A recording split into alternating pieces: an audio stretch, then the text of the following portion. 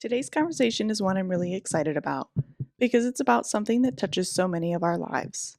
Whether you have kids, grandkids, students you mentor, or you just care about the next generation, we're talking about what it looks like to raise and support kids and teenagers in their faith, not just on Sundays, but in the everyday, in the real life moments in between. And honestly, this isn't always easy. Faith formation doesn't come with a perfect roadmap, and every kid, every family, every season looks a little different. So today I'm sitting down with someone who gets to walk alongside families in all of those stages. Hi, friends, and welcome to Between Sundays. I'm your host, Torri, and I'm really glad you're here. This is a space where we talk about faith in the middle of real life, the moments that don't always make it into Sunday morning. Let's dive in.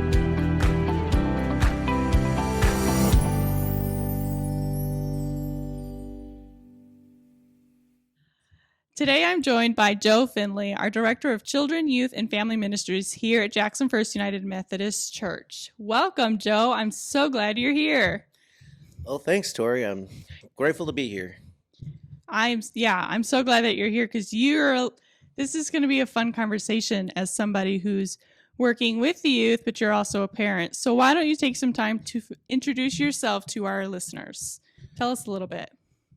So I enjoyed that proper introduction there to kind of say some things about where I'm at. I've been at Jackson First for almost 3 years this August, which is really crazy how fast that time has flown by. I have 2 boys. One's a 3rd grader, one's a 5th grader. So next year I'm going to have a middle schooler. What? I can't believe it. Yeah, it's wild.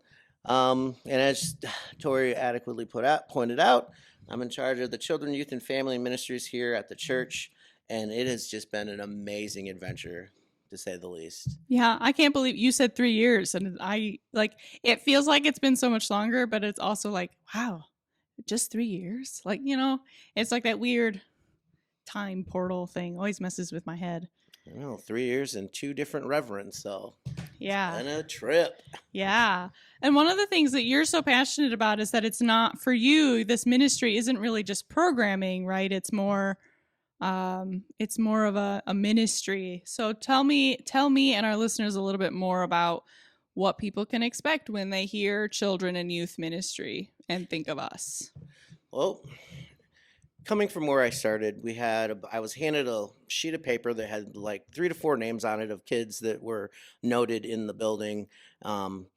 And so obviously garnering support and getting these kids to come in to the church, numbers started really low. Kind of been impressed with how they've been increasing, especially with our children's ministry.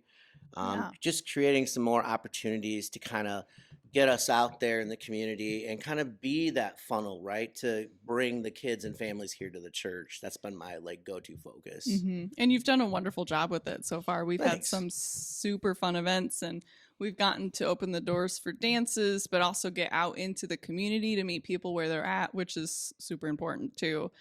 What are some of your biggest goals for kids and students and their faith journey?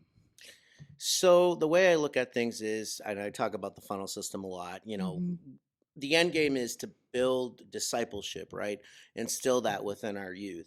And however that is to get in there, whether that be an ice cream social, whether that be we just had a baby shower here at this church. So I got to talk to some kids there, we're just kind of funneling into that to just build believers and strong believers at that are not afraid to share their faith with their peers. Yeah.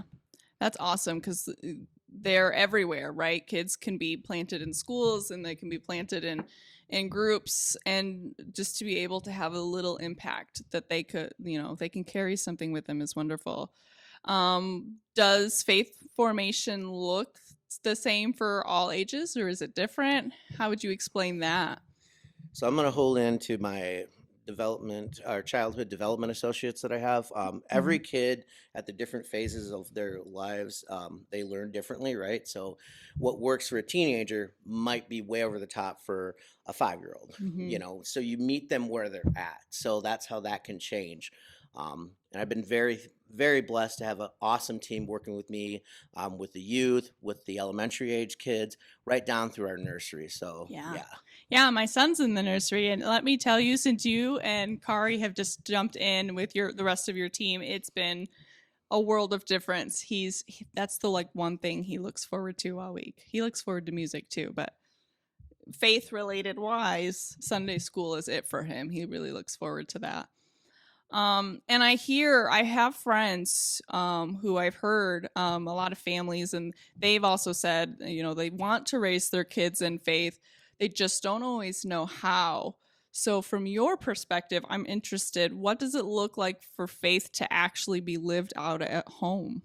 So I always look at opportunities, right? So, for example, my boys and I on the way to the grocery store, we might have that question to, I might pop a question out. So, what has God done for you today? Just little things, just little taking opportunities where you can. And, it doesn't have to be perfect, right? It's just as long as you're being intentional about it and you carve out some time to have those conversations with your kids. And in a busy lifestyle that a lot of people are leading today, that might not always be an exact 15 minutes every night. It might have to be on the way to the grocery store or on the way to church even or from church, because then that's an opportunity to unpack things. So there's a lot of different ways you can do that for Yeah. sure.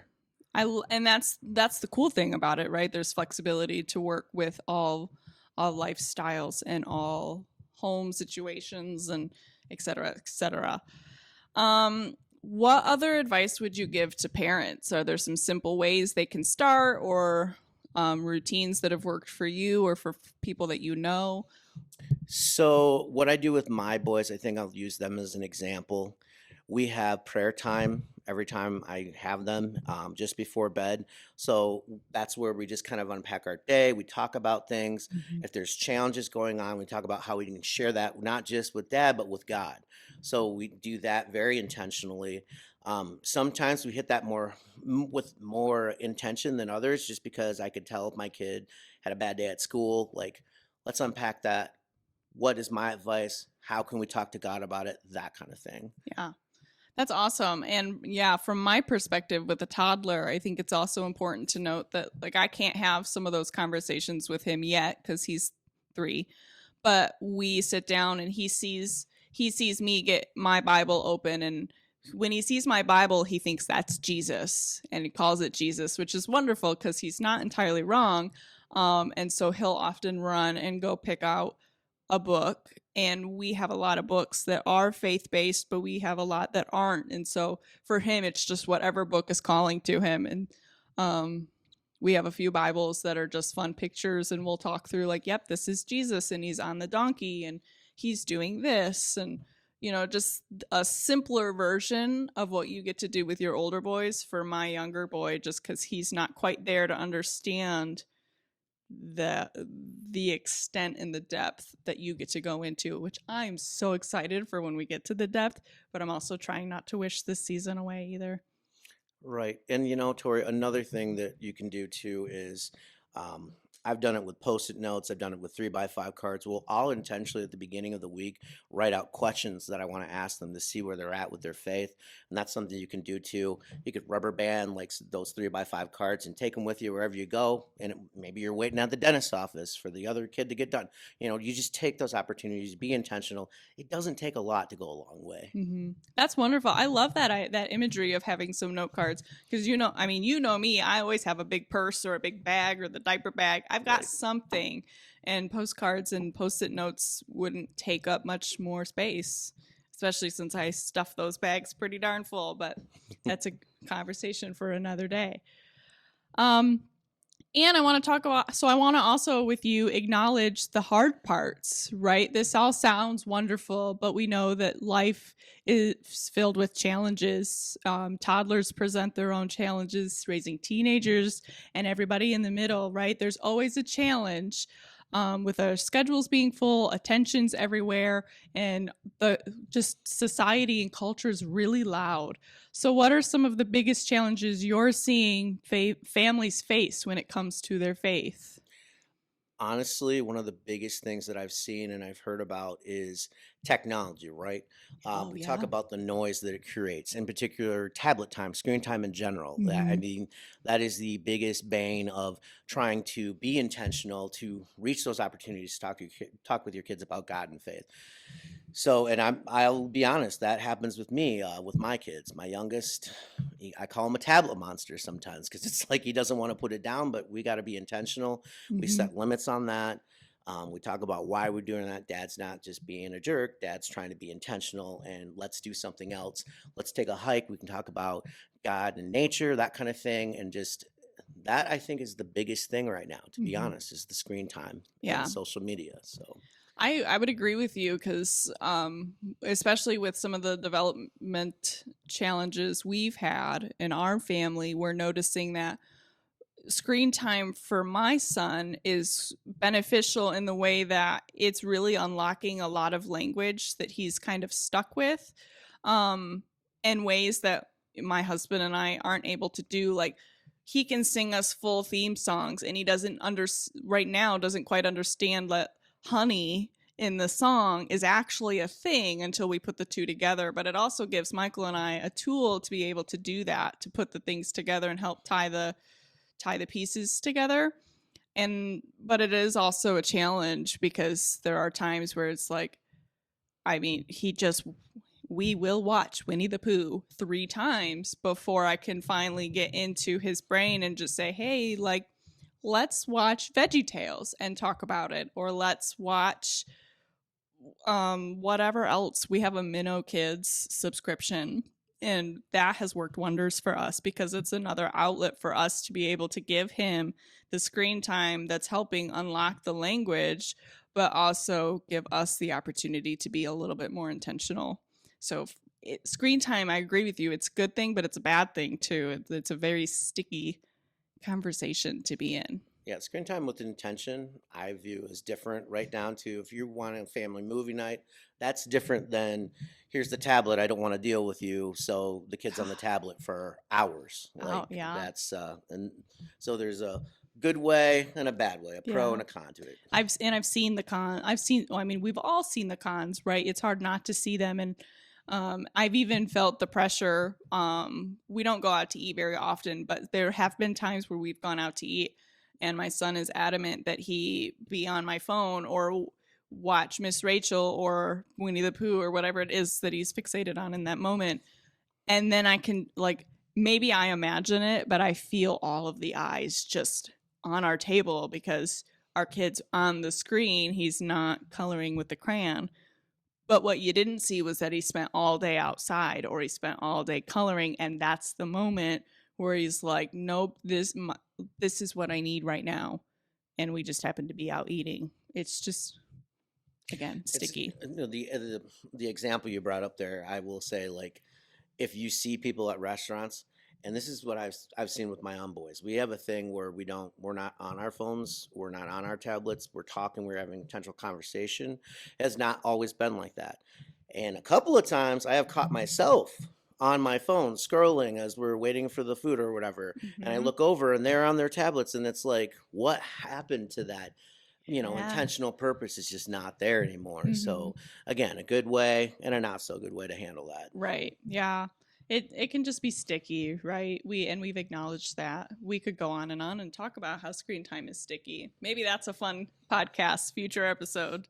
Screen time is sticky. I see we're naming it already. What do you see kids or teenagers struggling with the most specifically? I think it's their self confidence. Stereotypically, people might think that, oh, that's just teenagers, but it's quite the contrary to that. Mhm. My sons struggle with their identity, right? Like who they are, how that meshes and melds with their peers. Bullying is not just for middle school; it has been happening for us since preschool days. So, Mhm. and that's just the reality. And so, self confidence and self image is a huge deal. Yeah. What would you say to parents who have children who are struggling with self confidence, or maybe the parent is struggling with it too? What would you say to them right now if they're listening? I would say, again, I'm going to hone in on that intentionality. If Mhm. you can, first off, you identify that there's an issue, okay?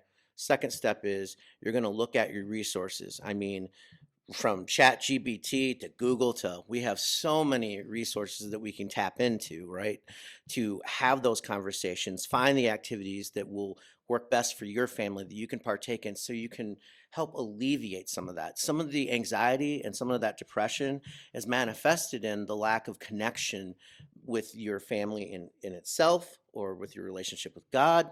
So the first step is identifying. Second step is, okay, what do we do about this, Hmm. right? Yeah. And don't give up. Don't ever give up. Oh gosh, no, there's such a reward and a benefit from it if you just hold on. I want to switch gears a little bit because while we're talking about all of these challenges, we also recognize that it takes more than one person to help children and youth and families and anybody, right? We're designed to be in community together. So, what role does this church play in your ministry? This church, a church, what role does it play? So the church, this body of believers, has an amazing opportunity to really be intergenerational in effort. And it doesn't have to be like this formal spaghetti dinner or something like that, or we all work in the garden together. Those are cool, but you don't have, it starts with a conversation, right? It Yeah. starts with, that genuine, natural beginning of a Hmm. conversation. And I always tell my boys, if somebody says hello to you, you say hello back. If they ask you how your day was, you respond.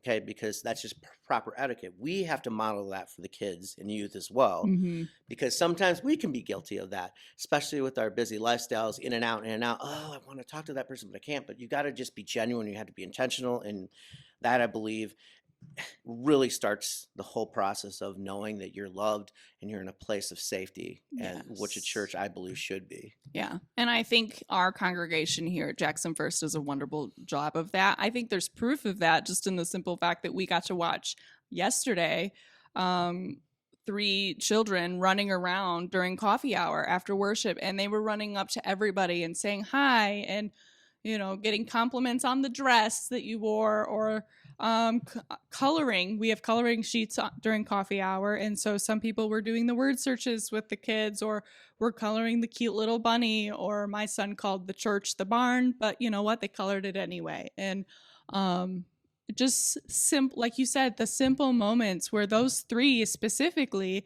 feel so safe to be able to do that. They talked literally every person in that room yesterday, which was just beautiful to see. And I hope that every child who walks through these doors feels that. Or if they don't ever walk through our doors and they see, like you and me, we work a lot of community events. I hope they feel some of that safety when they encounter us in the community too. Um, Which is, it's about trust, right? yeah. And the conversations start that, right? Mm-hmm. And once they feel comfortable, and you'll find that you can see it amongst our congregation, where you can tell some of the elders are being more and more comfortable around the kids. It's not just the kids being comfortable around the elders. Yeah. It's a two-way street, and it's just a beautiful thing to witness. And once that trust is there, that's when you start fostering it. That's when you start building the relationships, that sense of it takes a village, right? Yeah. And it truly does. Which is so important because it really does take multiple people to pour into the lives of the younger generations, but to everyone, right? You and I have stories that we could tell for hours and hours and hours if we wanted to, about all the people who have shaped us in some shape, way, or form. Um, yeah, that's just a beautiful thing. I love getting to see the community be shaped. You get to see a front row seat to all of that. You're in it with all of our families and with all of the community members, but with all of our congregation members too. And so I want to ask you, are there any stories or moments that stand out to you that remind you and kind of keep you rooted in why this matters so much? Um, yeah. So my son Noah, he's the third grader there. Um, Mrs. Amy gave a Sunday school lesson on baptism. And it was just such an amazing thing, right? Because Noah's asking the questions, and Dad, what about this? What about that? What's that look like? And, you know, Mrs. Amy said this and this, and it really just hit home with him. And he ended up getting baptized here. And that's the thing. That's what we're trying to do here, is to foster an environment where they feel safe, they can let their guard down and truly experience God and what God has in store for them. And for my kid to just have that here, that's an awesome thing. And that's why we do the things that we do. And that's why I'm in ministry. It's to carry Mhm. out God's will in this way. So yeah, that was exceptionally awesome I for sure. I love that you told that story because that's just it warms my heart too. And I want to ask you because you mentioned that it was because Miss Amy taught the Sunday school class that day. Do you think if you had been the one to teach him that at home or in the Sunday school class that it would have ended in the same result? Or do you think it's because somebody else was intentional about pouring into him that wasn't a family member? I firmly believe if it wasn't for Amy and what she was teaching, that it wouldn't have hit the same way. I Mhm. mean, let's face it, a lot of the times people, I hear from everybody, Buddy is over from, and then you talk to that parent and they're like, wait, they said please and thank you? That never happens at home. It's different when it's mom and Yes. dad doing that. And Yeah. so I think it helped Noah experience that. And then also know that his church loves him. And that's so incredibly important too. So it was like two birds in one stone. It was just amazing. Yeah, yay. I love it. And we love Miss Amy. So shout out to her and the rest of your volunteer team because let me tell you, they're doing wonderful things. Speaking of the fact that they're doing wonderful things, for someone who is listening and is thinking, I want to be a part of this, or my family needs this, what's the best next step for them? Um, Definitely find a way to get a hold of me. My best way for that is via email. Now, I don't know if you want me to share that or that could be something on the page or whatever, but It's on the website, but we can link it in the episode summary too. okay. So that's going to be the best bet. I would love to help you get plugged in into the ministries that we do here for children, youth, and family, whether that be you wanting to help out with those ministries or whether you're looking for something for your family because opportunities are abound everywhere here and it's just Yes. amazing. So take advantage of it for sure. Yeah. And what would you say to them if they're feeling unsure about stepping in? Because we know that, it can be uncomfortable to start something new. What would you say to those people? I would say take a deep breath, relax, pray about it intentionally. God has this knack for just when you go to him, he responds. And that sense of security in that. I mean, these can be big steps, right? So you want to make sure you're spiritually grounded in making these decisions. So that's what I would say for sure. It helps me with my own anxiety. So Mm-hmm. And as we wrap up, what's one thing you would want every parent, caregiver, or even a church member to remember when it comes to kids, teens, and faith? just remember to foster trust and then also remember patience. And iron sharpens iron. We lift each other up. And it takes a village for sure. Perfect. Thank you so much for this conversation. This has been so fun. I can't wait to have you on more so we can keep talking about family stuff, right? Absolutely. Yeah. So thank you so much for sharing your heart and giving us a glimpse into what it looks like here behind the scenes, behind your scenes, because right, your scenes are different than mine. Right. And to everyone listening, whether you're raising kids, supporting them, or just wondering how you can make a difference, you are a part of the story God is writing in the next generation. And what you do in the small moments, in the everyday, that's what shapes faith that lasts. Thanks for spending some time with me today. If this episode encouraged you, share it with a friend or someone who might need it this week. And don't forget to follow along so you don't miss what's coming next. We'll see you back here soon in the in-between.